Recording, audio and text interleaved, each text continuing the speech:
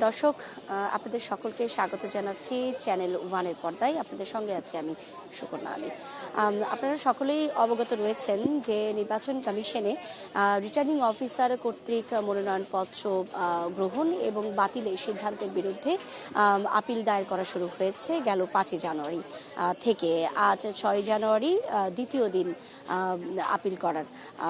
এই আগারগাঁও নির্বাচন কমিশন ভবনের নিচেই বুথ তৈরি করা হয়েছে এবং এখানে রয়েছে বুথের ভেতরেই 10টি অঞ্চলে ভাগ করা হয়েছে এবং সেই সাথে রয়েছে একটি কেন্দ্রীয় বুথ এবং সেখানেই যেই প্রার্থীদের মনোনয়নপত্র বাতিল বলে ঘোষণা করা হয়েছে তারা তাদের প্রয়োজনীয় কাগজপত্র সঙ্গে করে এনেছেন আপিল দায়ের করতে, এবং যারা আসলে কিছুটা দ্বিধান্বিত অবস্থায় রয়েছেন তারা এসেছেন গতকালকেও পরামর্শ নিতে এবং আজকে কিন্তু কার্যক্রম শুরু হয়েছে সকাল 9টা পর্যন্ত। এবং বিভিন্ন প্রার্থীদের সঙ্গেও আমাদের যেরকম কথা হয়েছে তারা কিন্তু বলছেন যে তারা প্রয়োজনীয় কাগজপত্র ইতোমধ্যে ফাইল করে জমা নিয়েছেন এবং এখন পর্যন্ত প্রায় 55টি ফাইল কিন্তু আপিল করা হয়েছে এবং একে একে কিন্তু প্রার্থীরা আসছেন।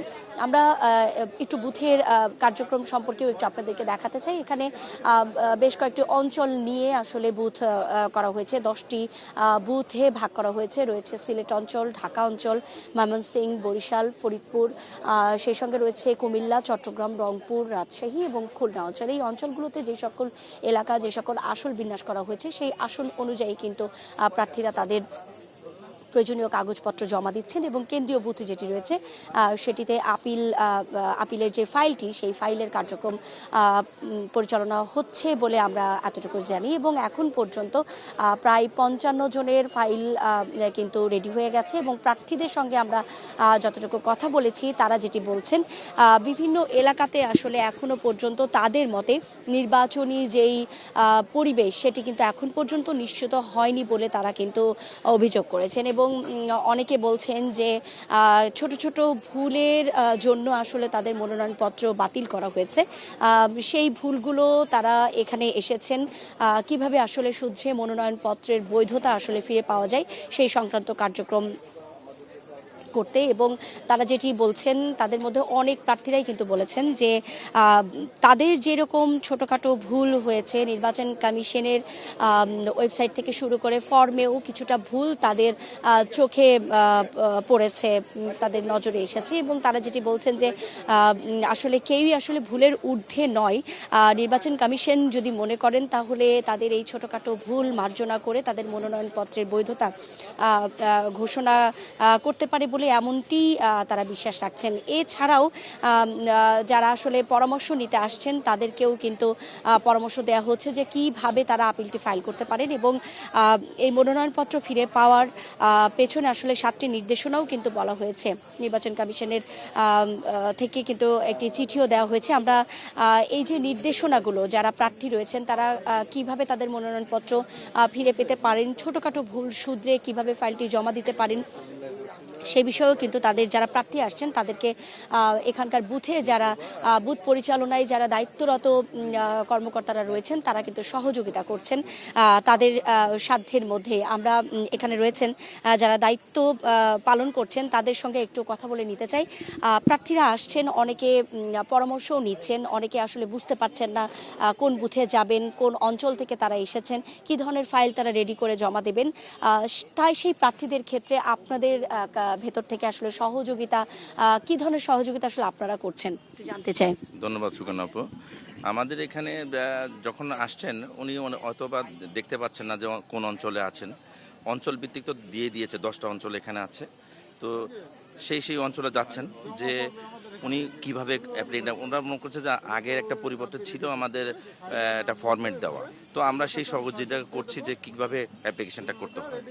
আমরা তাদেরকে সেই পরামর্শ দিয়ে দিচ্ছি। গতকালকে যেমন আমাদের বিশেষ করে রাজশাহী অঞ্চলে প্রায় 20 জন এসেছে এবং তাদেরকে আমরা পরামর্শ দিয়েছি যে আশা করছি যে আজকে অনেকেই সেই জমা দিবেন। সেই সহযোগিতা আমাদের থেকে আমরা পূর্ণভাবে করছি। গতকালকে যেমন কয়েকজন প্রার্থী অভিযোগ করেছিলেন যে তারা আসলে বুথগুলো খুঁজে পাচ্ছেন না বা আপনাদের সাথে কথা বলছেন ঠিকভাবে, মানে তারা যতটুকু সময় পাবেন বলে আশা করছেন সেই সময়টুকু আসলে তাদেরকে দেয়া হচ্ছে না, এরকম কয়েকজন অভিযোগ করেছেন। সেটার সমাধান আসলে আপনাদের কাছে কি রয়েছে? কারণ অনেকেই তো জানবেন না যে আসলে এখানে অনেক প্রার্থী আসবেন, সকলকেই আসলে সমানভাবেই যদি অনেক সময় দেওয়া হয় অনেকে বাদও পড়ে যেতে পারেন। তো সেই ক্ষেত্রে আসলে তাদের যেই অভিযোগ, ছোট ছোট অভিযোগ, সেই ক্ষেত্রে আপনাদের করণীয় বা তাদের করণীয় কি থাকছে? আমাদের যে অলরেডি আমাদের সামনে কিন্তু লেখা আছে যে কোন অঞ্চলে কোন কোন জেলা আছে, সেটা স্পষ্ট লেখা আছে। তারপরে এসে যারা সমস্যা, আমরা কিন্তু তাদের সহযোগিতা করছি। সকাল 9টা থেকে 5টা, আমরা কিন্তু 5টা পর্যন্ত বসে আছি তা না, আমরা কিন্তু রাত 9টা পর্যন্ত কাজ করেছি যে তাদের যাতে উপকার হয়, তাদের যাতে সহযোগিতা হয়, সেজন্য কিন্তু আমরা টাইম লিমিট করি নেই। ওনাকে বসে আমরা সেই পরামর্শ দিচ্ছি।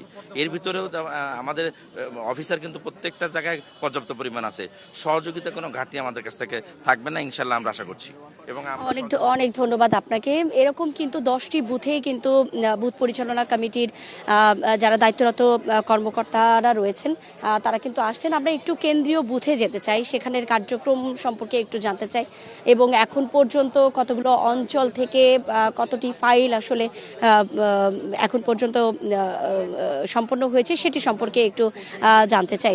একটু আপনার সঙ্গে কথা বলতে চাই, এখন পর্যন্ত আসলে কতগুলো অঞ্চলের কতটি আপিল আপনারা সংগ্রহ করতে পেরেছেন বা ফাইল পত্র রেডি করতে পেরেছেন একটু জানতে চাই। জমা পড়েছে আমাদের ইতিমধ্যে 58টা।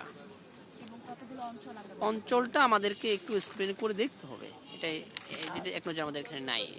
যারা আপিল ফাইল করতে আসছেন তাদের কোন কোন ত্রুটিগুলো আপনাদের নজরে এখনো পেয়েছে, যেটা ছোটখাটো ত্রুটি আমরা যে 1% যে সমস্যাটা, এটা পাচ্ছি, ঋণ খেলাপি পাচ্ছি, তারপরে হলফনামায় সঠিক তথ্য দেওয়া হয় না, তারপরে হলফনামায় স্বাক্ষরে মিল নাই, দলীয় মনোনয়নের সাধারণ সম্পাদক পদে স্বাক্ষরে মিল নাই, এরকম পাচ্ছি মোটামুটি। অনেকের নামের ক্ষেত্রে একটু সমস্যা হয়েছে হয়তো বা, আমি এখন পর্যন্ত পাইনি। অনেকে বলছেন যে নির্বাচন কমিশনের যে ফর্মটি সেটিতেও ছোটখাটো, মানে নির্বাচন কমিশনের পক্ষ থেকেও ছোটখাটো ভুল ত্রুটি করেছে, তো সেটা নিশ্চয়ই মার্জনা স্বরূপই হবে বলে তারা বলছেন। আপনাদের অভিমতটা একটু জানতে চাই। এই বিষয়টা আসলে আমি অনেক ধন্যবাদ। দর্শক, যেমনটি বলছিলাম যে নির্বাচন কমিশন ভবনের যেই নিচের যেই বুথটি রয়েছে, এখন পর্যন্ত কিন্তু 58 জন প্রার্থী এসেছেন তাদের মনোনয়নপত্রের বৈধতা জন্য আপিল ফাইল করতে, এবং এখন পর্যন্ত সেই 58টি ফাইলই কিন্তু সম্পন্ন করা হয়েছে। এবং এখানে দায়িত্বরত কর্মকর্তা যারা আছেন তারা যেটি বলছেন যে 9টা থেকে 5টা পর্যন্ত এই সময়সীমা থাকলেও তারা বেশ রাত 9টা-10টা পর্যন্ত তাদের কার্যক্রম চালু রেখেছেন এবং তারা তাদের পক্ষ থেকে যথেষ্ট পরিমাণের সহযোগিতা প্রার্থীদের করছেন। এবং প্রতিদিনই আসলে আমরা প্রার্থীদের সঙ্গে কথা বলার চেষ্টা করছি যাদের মনোনয়ন পত্রের অবৈধ ঘোষণা করা হয়েছে, তারাও বৈধতা পাওয়ার আশা প্রকাশ করেছেন, বিশ্বাস করছেন যে যারা যেই আসন থেকে আসলে প্রার্থী হয়ে দাঁড়িয়েছেন আগামী নির্বাচনে প্রতিদ্বন্দ্বিতা করবেন বলে, তারাও বিশ্বাস করছেন যে এই ছোটোখাটো ভুল ত্রুটি 10 তারিখ থেকে 18 তারিখ পর্যন্ত নির্বাচন কমিশনের যে শুনানি পর্বটি রয়েছে সেটির পরে তারা মনোনয়নের যে বৈধতা সেটি ফিরে পাবেন। এবং নির্বাচনের পরিবেশ সম্পর্কে তাদের কাছে যখন আমরা জানতে চেয়েছি, তারা কিন্তু বলছেন যে এখনো পর্যন্ত তাদের মতে নির্বাচনী পরিবেশটি যথোপযুক্ত নয়, সুষ্ঠু, অবাধ এবং নিরপেক্ষ যে নির্বাচনের কথা বলা হচ্ছে এবং নির্বাচন কমিশন থেকে প্রধান নির্বাচন কমিশনার থেকে শুরু করে অন্যান্য নির্বাচন কমিশনার যারা রয়েছেন তারা যেই প্রতিজ্ঞাবদ্ধ সুষ্ঠু, অবাধ এবং নিরপেক্ষ নির্বাচনের জন্য, সেই নির্বাচনী পরিবেশ এখন পর্যন্ত তাদের অনুকূলে নয় বলে এরকম অনেকটাই অভিযোগ কিন্তু সংবাদ কর্মীরা যারা রয়েছেন, গণমাধ্যম কর্মীরা রয়েছেন তাদের কাছে কিন্তু প্রার্থীরা উত্থাপন করছেন। আরেকটি বিষয় জানিয়ে রাখতে চাই যে গতকাল 5 তারিখ থেকে কিন্তু রিটার্নিং কর্মকর্তার আর যেই মনোনয়নপত্র গ্রহণ এবং বাতিলের সিদ্ধান্তের বিরুদ্ধে নির্বাচন কমিশনের যে আপিল কার্যক্রম শুরু হয়েছে সেটি গতকাল 5 তারিখ থেকে শুরু হয়েছে এবং চলবে ঠিক 9 জানুয়ারি পর্যন্ত, এবং 10 তারিখ থেকে 18 জানুয়ারি পর্যন্ত শুনানি কার্যক্রম চালু হবে। এবং এরপরে আসলে জানা যাবে যে যারা মনোনয়নপত্র বৈধতা পাননি তারা তাদের বৈধতা ফিরে পাবেন কিনা। তো আগারগাঁও নির্বাচন কমিশনের এই আপিলের বুথ থেকে এই ছিল আমার কাছে সর্বশেষ তথ্য।